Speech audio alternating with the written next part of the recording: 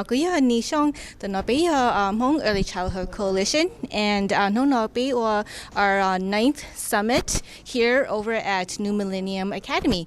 So tụi nó bị our members. This is Zing Ving Lee.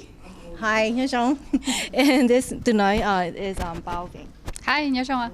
Yeah, so our summit here is here to really help support and provide information to big Hmong families to bắt hơi theo bắt hơi bây giờ mình Hmong cái là chỉ li这cần得到theo到了都是okay, so really to help support our children, ensuring that they will be successful. And today, so we have a lot of different speakers that are here to help support and providing information, resources, not just to families, but to our community, to our leaders, and to our professionals that are working with our Hmong children and our Hmong families. This is our ninth summit.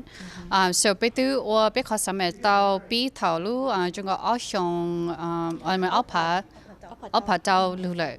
They show no ye be shong chua could be or the Shipilu Summit, ninth one.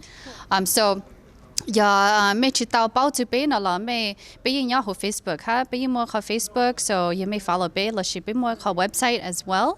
So follow us on our website.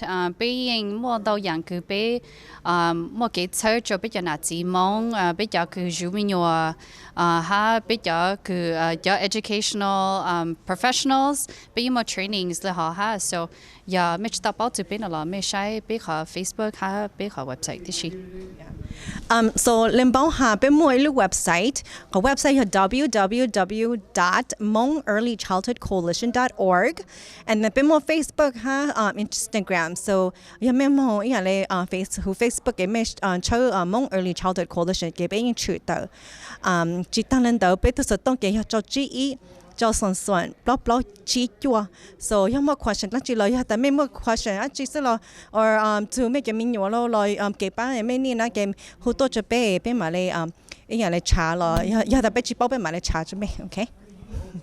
Trong mấy cha nà cha chị nhớ cho tàu vàng ta chế của luôn bé hoa Kevin Hyung của giờ từ executive director là CEO tổ lúc chỉ cần ta New Millennium Academy nó nó bé lu Hmong Early Childhood Education Coalition Summit giờ lu trong sa lang mua cái bang ha tham gia cho bé cha nà chị Hmong hạt dùng để bé cha mấy tụi mình nhiều cái nhiều khối yêu lu dùng cho cho nuôi nhiều chi, một số cái cảnh đó, số cái bang cho cha nà cha chỉ có bố bảo hạt một số cái bang luôn để cho nà cha chữ, cho chỉ cảnh đó, cho sư phụ, cho cái online sinh, dù tụi mình nhiều tàu vàng ta chế, sau bên lúc conference, nói vậy lúc conference có bang cho cha nà cha chỉ số linh số tu. Navigating the needs of our children, families, and community. Lúc đó bên mua ông bị cả, nó có một bên này agenda. Xin đi bây giờ ngõ lần lo tự cho lúc của hậu quân bởi vì sau của summit. Bây giờ nó đi từ khoa chuyên sinh của Dr. Calvin Yang tôi đã bị thả nguyên trí.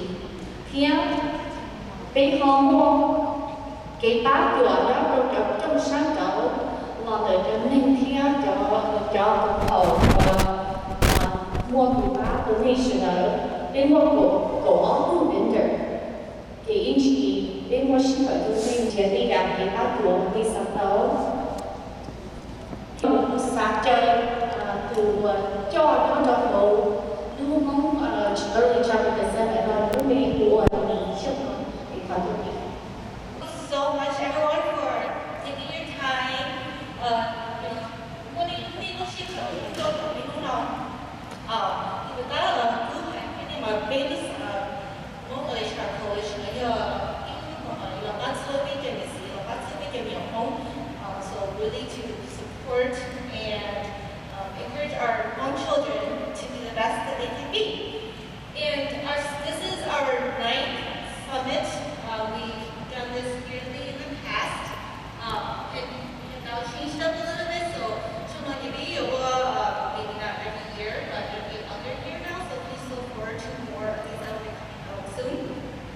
And really want to acknowledge the fact that our summit here would not be possible without the support and collaboration of our community members.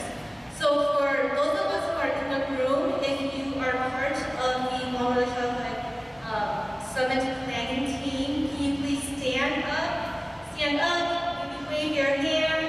I know you're in here, Kevin, I see you over there. There's Val, Lindsay. And just to know that our summit has been in collaboration with not just the organization ourselves, but with the collaboration of all these other community members. We have community members, we have parents, we have professionals and other organizations that have come together to make this summit possible. So thank you to the planning team. I also wanted to thank our sponsors who were able to help fund our summit for us so that we can make this possible. Especially for the Millennium Academy for helping to give us the space to use for cooking our meals. So the delicious congee or multi you guys had this morning, the Millennium lunch staff, they're the one who actually cooked those. And lunch this afternoon will also be cooked by the Millennium as well. So thank you to them for providing all of that for us. Also to thank Help Me Grow, United Health Group, and TARS for the funding and support that they're giving us to make our summit possible. So again, lastly, thanks everyone for taking your time to be here today. And I really hope that today we all will be able to walk away this morning with maybe a tool, a strategy, a piece of knowledge, or a connection to someone here that will help us be able to go back and help support our Hmong children the best that we can. Thank you. Ví dụ chờ ví dụ Hoa Chi Sinh đang gọi là đi được tạo trở theo đến nhà và ngoài mình tất nhiên vấn đề ở một em chính xác được lời một số đi cả tất nhiên là một ngày ở bốn ta thì mà đi nhìn họ là kỹ nó thế tạo trở theo đến nhà thì thấy cứ cỡ đó là từ mình qua thì có xe kia thì ba đầu đó và mình bảo kia đầu đó và chỉ cần lời để đi xe thì quyết định chỉ cho họ người đi vào lịch sử cho tiền đạo để thảo luận nó lên. Dr. Calvin Yang received his PhD in counseling psychology from the APA accredited counseling psychology program at St. Mary's University of Minnesota. Dr. Yang received clinical training in community mental health, residential treatment centers, and university counseling settings. Dr. Yang is currently a postdoctoral resident at Crossroads Institution in downtown Los Angeles, where he conducts psychological assessments and provides psychotherapy for a wide range of mental health issues to emerging adults and university students. In his spare time, Dr. Yang creates and publishes content on social media to teach and educate about Hmong culture, language, and bicultural experiences as a Hmong American. He acknowledges the intergenerational gaps, incongruence in cultural values, communication difficulties due to varying levels of language proficiency, and family conflicts that's related to differences in acculturation rates. Therefore, Dr. Yang creates dictum notes with hopes to reconnect generations through storytelling, explaining ancient proverbs, and encouraging the community to explore their ethnic and cultural roots. Moreover, he loves the outdoors and enjoys spending time fishing, hiking, playing sports, or just basking in the sun. Dr. Yang believes in living life to the fullest, and traveling has afforded him the opportunity to gain new perspectives and outlooks in life. He has been privileged to be surrounded by many influential people, and his hope is to encourage, motivate, and inspire others through the sharing of his gained knowledge from his life experiences. So, nhân viên này chỉ có Dr. Calvin Yang bị bị伤被爆了，被切爆了，切这个爆的是骨爆了。你这 video 我是你叫你nhớ cho hồ Facebook nhá, và chỉ nhớ cho hồ YouTube. Được qua đâu ta tám đầu đi, tức là nhớ cho hồ cho video hồ, mua những trong chia chính chính, và bây giờ chúng tôi bỏ cái bóng, và nhân viên chúng tôi bỏ thì như hồng say kia, từ qua chúng tôi share nữa nè, okay? Thì let's welcome Dr. Calvin Yang, có lẽ sẽ được quân và giải nhiều. Good morning. Let's try that one more time. Good morning. All right. I know it's super early, so I miss Alexander. I live in California. I don't know if that was mentioned or not, but I'm actually running California time right now. So right now that I'm in California, I'm sleeping right now. I'm snoozing. In the bio say that I love basking in the sun. So if you look at the pamphlet, you'll see my picture. You're probably wondering, this guy doesn't look like that picture. It's because I'm a little bit tan. So in California, it's really hot right now. So like this past Sunday, I decided to stay outside and tan a bit. And then, I don't know if you all like the sun or not. I fell asleep. I felt my skin burning, so I got burned. I look kind of dark. We got the technical stuff working on here, so we can start a little bit here, but I just wanted to introduce myself again. My name is Dr. Calvin Yang, and I'm a psychologist in California. I love working with adults and kids, and today I really want to just find time to talk about how do we empower our kids, and how do we work with our kids as well. I think that's such an important part for all of us to talk about tonight's conversations so that we can empower our kids at the same time and help them reach their highest potential. I'm looking around the room, I'm scanning, and I noticed that we have a lot of Hmong people here, and we also have people who aren't Hmong as well. So I want to just kind of get a quick survey by show of hands. Who understands Hmong? Okay, you put your hands down. Who does not understand Hmong? All right. So this morning it's going to be Hmonglish, okay? Hopefully you're all okay with Hmonglish. Does anybody not know what Hmonglish is? Here's an example of Hmonglish. Hmonglish is I'm talking, it goes back to English like this. So it may sound like I'm kind of going up and down on a wave scale, but hopefully it makes sense. If there's any important concepts or things that I need to interpret or have to go further into in English, I'm all back and forth. I want to do that, just so that we're all on the same page as well. I'm going to get my kid here. Is it this one right here?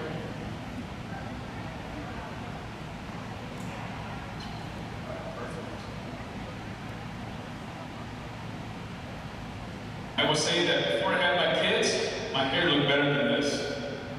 But now that I have 4 kids, and my oldest is now, she just turned 12, my hair started to turn a little white. Now we have a little bald in some spots. So raising kids is not an easy task at all. How many of you in this room have kids? Just by show of hands. All right, what I want you to do is keep the hand up, and I want you to reach across and give yourself a pat on the back. And tell yourself, you are awesome. And then turn to the person right next to you and say the same thing, you are awesome. Yes, you are awesome. Because even though, I have to give everyone credit here too, and I have to also give myself some credit as well. Acknowledge that as a parent, life is not easy. There's been many moments where I myself would cry and wonder, what the heck did I get myself into? I thought this was supposed to be a joyous moment where I get to come and bring a child to the world and be happy all the time, but I'm visited with a cycle of emotions. Mad at times, I'm upset, sad, I'm happy, and just filled with all sorts of emotions. But all of you being here today, I want to say, give yourself a pat on the back and say you're awesome, because you definitely deserve it. So I want to start off with this. What do our kids need? What if my audio works?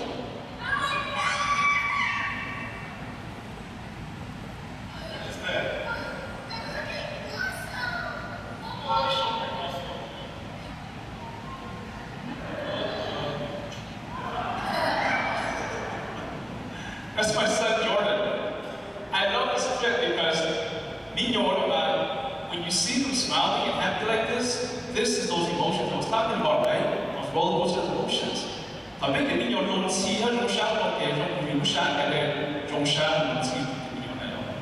I love this video because if you have kids who are sad all the time and not sure what to do, somehow we experience that too. What they experience, we experience. We share an emotional bond with our kids. So I want to show a big video of my son Jordan there. He cracks me up every time, and I'm always good together. So what do our kids need? Our kids need social development. They won't get social development, use that. Language and communication.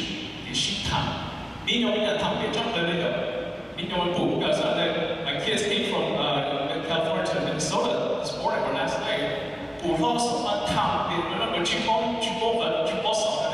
They start and they just keep talking. They're so excited. So there's a language development part that's so important. Cognitive development, the information processing, how they problem solve, and what they make literacy. Regulation of emotional behavior. We talked about emotions, what you're saying, you're excited, all of that. Those are all parts of emotions and behavior. Physical development.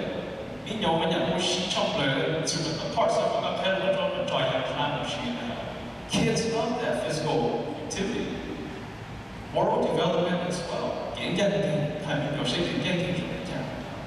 But today, I don't have a whole lot of time to go through all of these different developments here, but the one I want to focus on is regulation of emotional behavior. Why is this important? Does anybody know, just by looking at this picture, can anybody relate to this picture? Just by showing hands again. I bet all your parents know exactly what this is, right? See that little head right there? It's not my picture, by the way. It's my little nephew, Max. My brother sent us this picture. My youngest brother, Mark.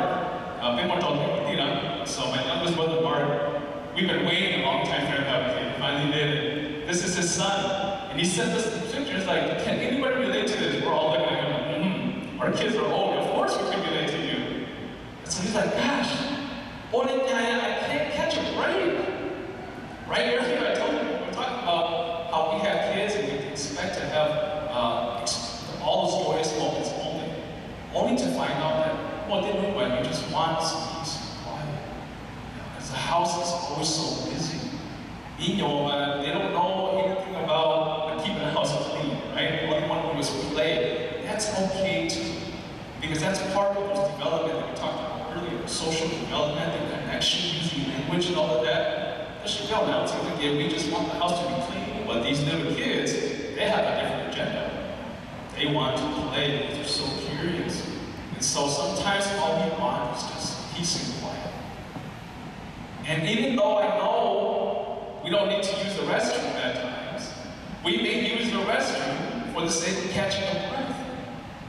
And then these little guys, they find themselves in the bathroom too, trying to get our attention.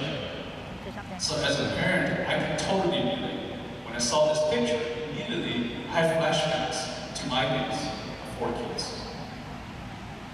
And then along came this little thing right here.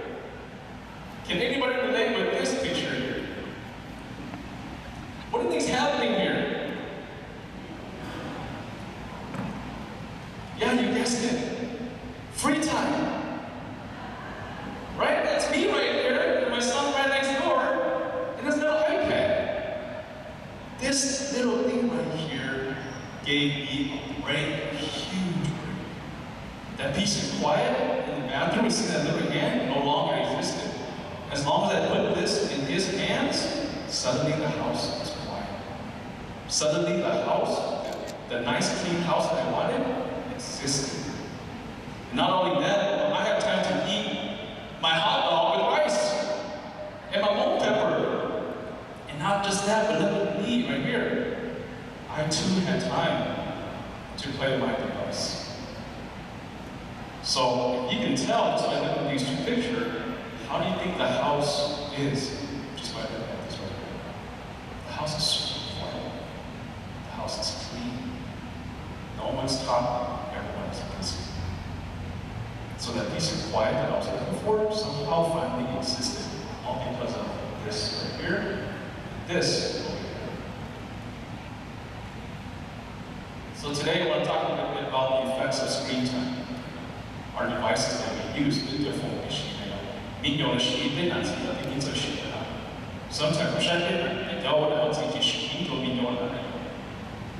So what are some of the effects of screen time? The first thing I want to talk about is the increased risk of obesity and chronic disease. Why is this happening? There's a lot of research that also shows that this is happening because they're not physically active anymore. Some of this development that we talked about earlier, physical development is part of it. When we were growing up as little kids, how much time did we spend on the screen?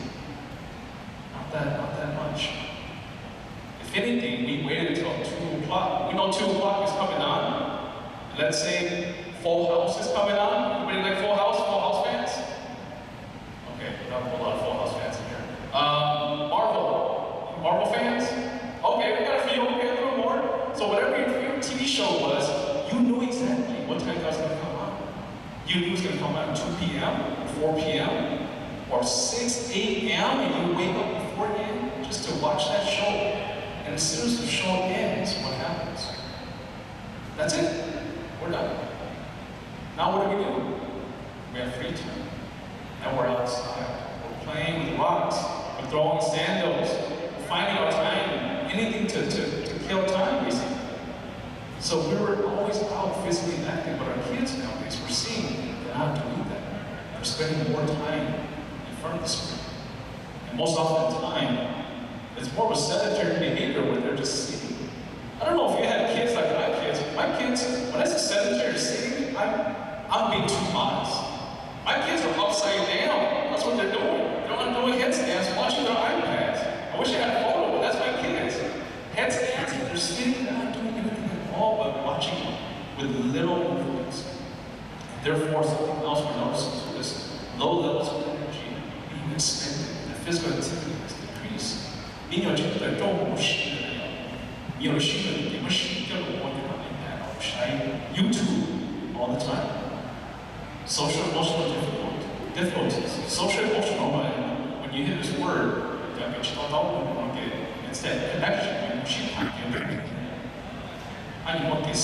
have. For example, 民谣的话，包括这个山上用山不是给都本身给包对了。Forgive each other, that's that connection that kids need to build, is how to problem solve, how to engage in conversation.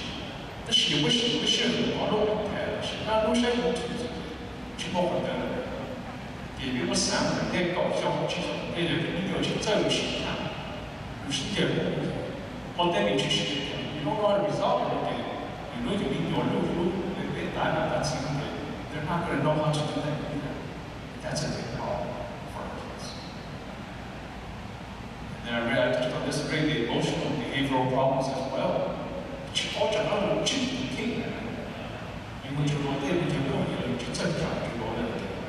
a big issue.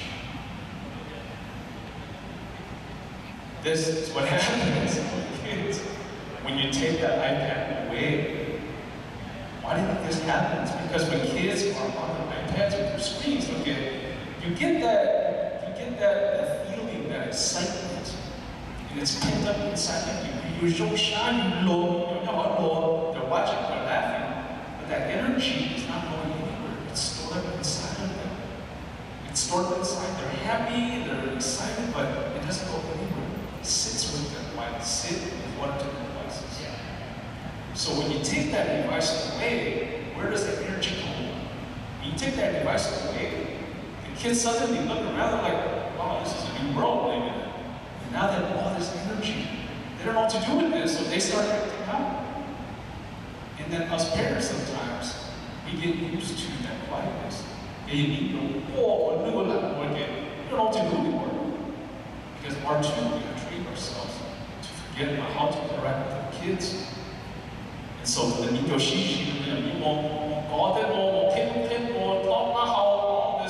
they're crying, they're fighting, they don't know what to do. So sometimes we want to resort back to what worked for us. That is handling the iPad. guilty of that. I mean, boy, I remember when I had 4 kids at the age of 4, 4 house I did, oh my gosh, I don't know what else to do, but you give the iPad, instantly, the kids have suddenly calmed. So I want to talk about something called instant gratification and stress, frustration, tolerance. Anybody familiar with instant immediate gratification? By show of hands. There's a few of you. So I'll explain what that is for us who don't understand or haven't seen this concept here. Immediate gratification is to forego a benefit. So, for example, there's a study that was done before with little kids, marshmallow study. You've seen that before. It's a marshmallow study where kids sit across the table and then they put some marshmallows in front of the kids.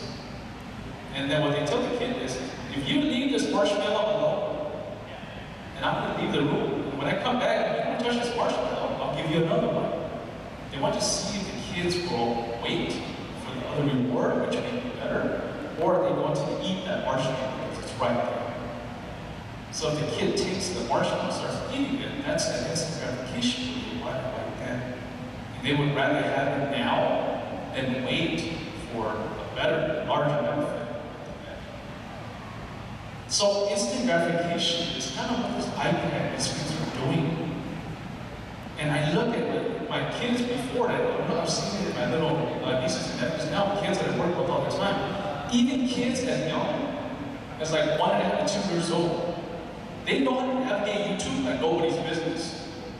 I see that little thumb and they move so fast. I can't even type that fast on my phone, but these kids, they flip through it so fast, they flip. Ooh, I don't like that. They try, oh no, I don't like that. They keep going and they watch these shows and they click what they want. 10 seconds, they flip to the next one. And referencing what I talked about earlier about our time, we didn't have that luxury, did we? We waited until 6 o'clock for the next show. We waited a whole week to the next show. Kids are now having instant gratification. Flick through it, they like it, click it, they don't like it, next one. And it's so accessible to the kids. And then the stress, frustration tolerance goes down. You take that iPad away, boom, everything breaks loose. Kids crying, they don't know what to do with themselves anymore. It's becoming a big problem for a lot of us families. This instant gratification doesn't only apply to kids, but it applies to us as parents as well, as adults. Doesn't it? When our kids are crying again, we can't tolerate that crying anymore. We want that crying to stop. So innately, we don't even think about it, we just give them the electronic quiet down for a little bit. And I'm not saying that that's a bad thing, because sometimes we just need a break too. But how do we find balance with this? So that we also can be the best version of ourselves for our kids too. Because they deserve the best. And we as parents have responsibilities too. So here's the reason why I say that it's not a bad thing to have these electronics or to use it. But we use it with purpose, right? Does anybody know what this is? Yeah, it's a leaf. What's it used for? There you go, communication, right? So get home again, we use leaves to communicate. I don't do this anymore, I wish I could. But I listen to these music that my parents used to listen to, and they're thousands of miles away, on top of a mountain, they're blowing leaves to communicate with other people. That's what they communicated. By blowing these leaves and communicating and speaking through musical tones. And the cell phones as well. Notice the picture that I used. These were our cell phones, wasn't it? Back in the days. The trusty Nokia that never breaks. And then this right here is our kids' generation. More high-tech devices. But the whole purpose is communication and connection. That's what these are used for. So an analogy that I want to use to help us understand more about what I mean by this being a tool. Think about a hammer, for example. Pretend this is a hammer, right? If this hammer is right here, this is a tool, I leave it there. If I'm walking around over here and I notice, oh, a nail sticking out. I'm going to walk back over here, get the hammer, go back over here, put the nail in, and I'm done with the tool. Go back over here, and I leave it. Right? That's the purpose of the tool. When you need it, you know to use it. Our cell phones, should also be like that as well. Where when you make a call, you pick it up, make a phone call, done. That's a tool. But if we're spending countless hours on this, sometimes it's kind of aimlessly going through it. It's no longer a tool. It becomes a device that sometimes we feel kind of addicted to it. I know this because I'm on social media. And that's why I'm always trying to produce some content that will help us understand more about it, how we use this appropriately as well, and how to engage and disengage. If anything, you probably haven't seen a whole lot of me on social media because I've been trying to find ways of how do we balance this? How do I so balance my content so that when people are going to watch it, they're not stuck on that and they're going to the next, the next, the next. How do we use it more as a tool to pick up information to help ourselves? So how can we help? I use time limits with my kids. Anybody else use time limit on their kids' iPads? Yeah? It's so easy, isn't it? You look at your phone, you're like, all right, kids, this is it. 2 hours today, you set it, done. An important thing that I want to say about time limits and setting time limits is talk about it with your kids. Make sure that it's not worth too authoritative sort of approach and say, 2 hours, that's it, don't ask. If you ask, you're done. The kids don't feel involved in this process. If it's a collaborative process where the kids are involved, they want to do time, all that you game, understand that this is what we're going to do here, this is what we're taking, with the approach we're taking, okay, they feel like they're involved too. So they're much more likely to go along with it and commit to it as well. Now, the time limit is a problem too if it's not discussed with your kids. And when that time limit goes up, you know what happens? They ask for more. When they get that 5-minute mark, they're like, oh, time check, 5 minutes. And they're going to come back and say, can I please just have more time? Please, more time. All the time. Anybody else's kids do that? Yes, you know that thinking, right? You know 2 hours is coming up, you look at it, and you know as a parent, you're also thinking, damn, do I give them another hour? I could use another hour. I have emails to catch up with. I have wives that I haven't made with. The house is a mess. I could use another hour.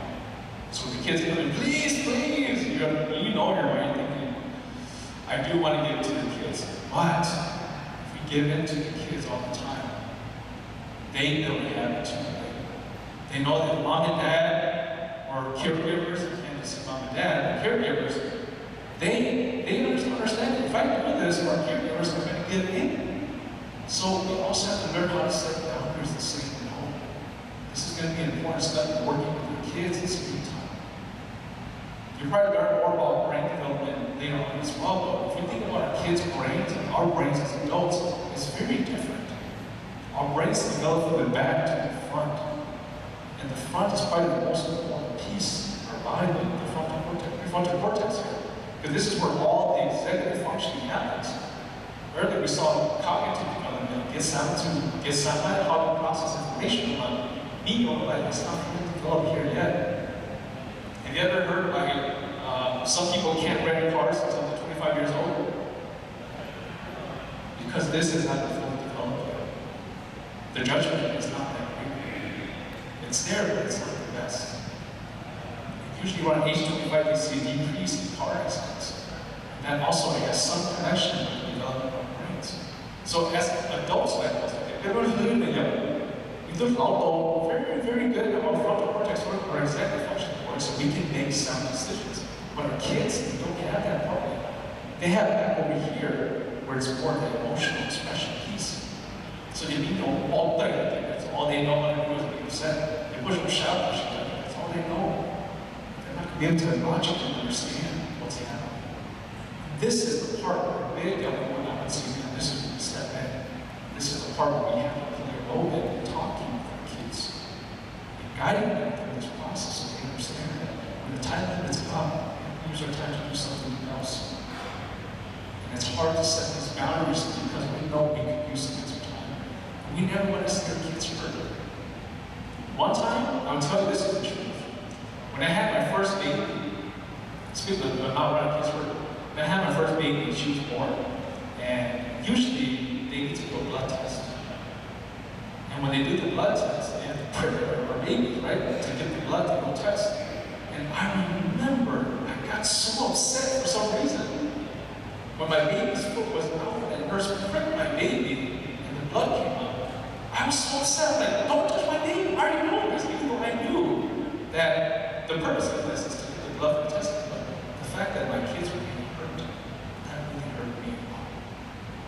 So we never want to hurt our kids, but we also can understand that this is for their emotional development. This is part of the development process. You know what our kids are going to say to us? They're always going to say, I'm so bored, I have nothing to do. That's my dog, Cheney, by the way. I'm so bored, I have nothing to do. I don't know what to do. What am I going to do, Dad? Take the iPad away.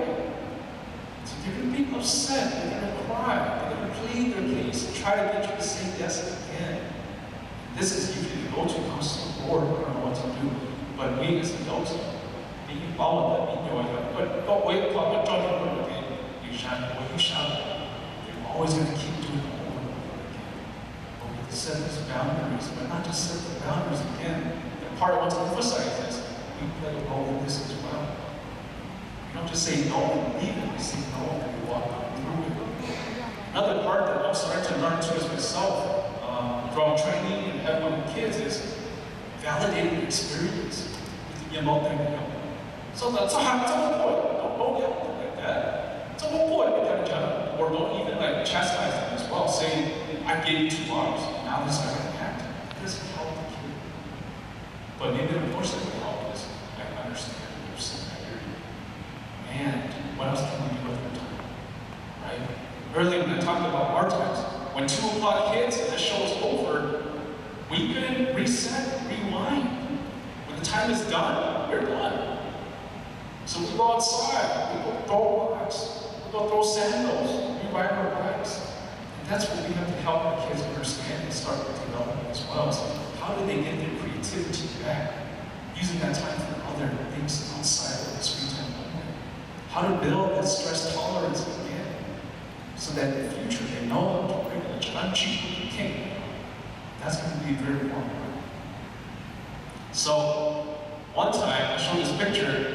My son said to me, I was talking to my son at our dinner table, and my son's doing his homework, and I'm on my phone. And I'm checking emails because I'm like, working late and I see something to do. My son, Jordan, right here, the one I was going, oh my God! He's right here. He said to me, he said, Dad, my teacher said that if parents are looking at their phone while they're trying to help you do homework, they're not really paying attention. And when he said that, I immediately paused. I processed it for maybe a few seconds, and I thought to myself, wow, son, how correct are you? Where is the inaccuracy in your statement? So, for the folks that understand in Hmong, we talk about the G. What is that? What is that? What is that? Chúng ta cái bác liêu để cho họ mở nó ra. Giờ có lúc họ nhau sai cái phòng sẽ cái sai tốt là cái chuyện của mình sẽ cái chuyện đó. Hiện tại sự cái điều cũng sẽ không còn tạo cho mình wow. Which I got to do. So I put my phone away. And I didn't help him immediately. Actually, I sat there and shaking. Thought to myself, wow, what kind of parent am I? And then I realized too, this is the environment we're living in right now. This is what the pandemic has done too in a lot of our lives. The pandemic has been a real struggle for a lot of us. These devices have been such an easy escape for a lot of us because we haven't been able to go out. Not only is it escape, it's been a tool. Those have been illegal so tight that we can't distinguish between the tool or it being something that we use to escape. So we said that to myself, wow, I gotta find a way to balance this. So I don't know if you know the emotional damage, not gonna be emotional damage, I said emotional connection that's connected with the kids as I with them. So I had the luxury of catching this picture of my kids and my parents, and I love this picture so much because what's it about me? To speak with them, to talk with them, to teach them. these are things that we have to incorporate and integrate as well. The screen time is going to be important. I'm not saying we can't, because this is where the future is going. If you look at our kids and look at our own lives, a lot of the things that we do now is with technology. So that is what we need to keep. But how do we find balance so that we can balance our lives equally? Okay? I show this video right here because it means a lot to me. I'm going to show it first and I'll talk about what happens here, but let me just play it first.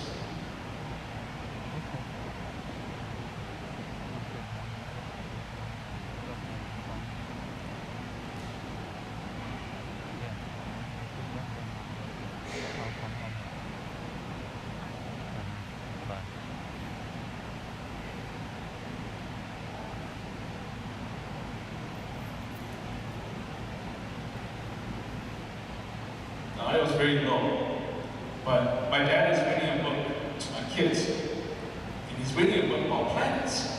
He's reading the book, and he's letting the kids answer. So he's reading the book, there's a question in the book, and there's also an answer statement as well. So he would read the question, and these are my son, Jordan and Marshall. They would answer the question as they read the book together. This really, I worked from home during this time, and this was during the pandemic as well. No, it was not during the pandemic. This is when I first started working from home and I was introduced. And I caught this video. And I snuck, I'm actually upstairs, I zoomed in, that's why it's kind of pixelated. But I really like it, and this is something I cherish a lot. Because this is something that's missing, I noticed in our family. A lot of our families nowadays. Something that's missing that I'm hoping that we can get back. How do we balance our time with electronics and devices? Use it to also have this kind of engagement here as well. Because without this, our kids are only going to know how to use the devices, but they're going to communicate with us as well. I work with a lot of kids in my line of work. There's a lot of kids who also tell me, I don't know how to communicate this to my parents, because my parents don't even listen to me either. That really breaks my heart when I hear that, because there's not much emotional connection. I really want us to think about how do we find ways to balance this so that our kids and us can continue to talk to one another, to be able to communicate, to develop all those different skills that we're so important. And then most importantly, community as well. How do we branch this outside the family into the community so that our communities can continue to foster this?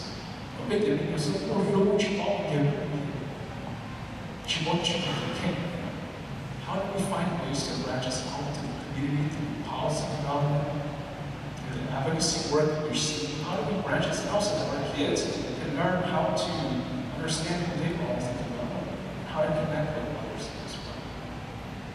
Screen time is important. Family time is also important as well. Finding balance with that is the goal. That's it for today. Thank you so much. Great job.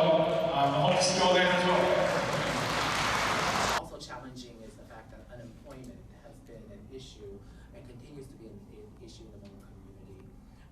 Something that she wants for her family in particular, but also things that she's seen with the Hmong community as well as Hmong parents is that there's this intersection that unemployment's going down, so we need to find employment, but then when we find employment, we have to find daycare, and then when we have to find daycare, then there's this fear that we're going to transmit the COVID by going out into the community and bringing that back home. I just want programs to come and support families with daycare so that we could have protected time for our families so that we can actually go out and find employment. I also own a business. Sorry, I'm speaking as if I'm her. So I also own.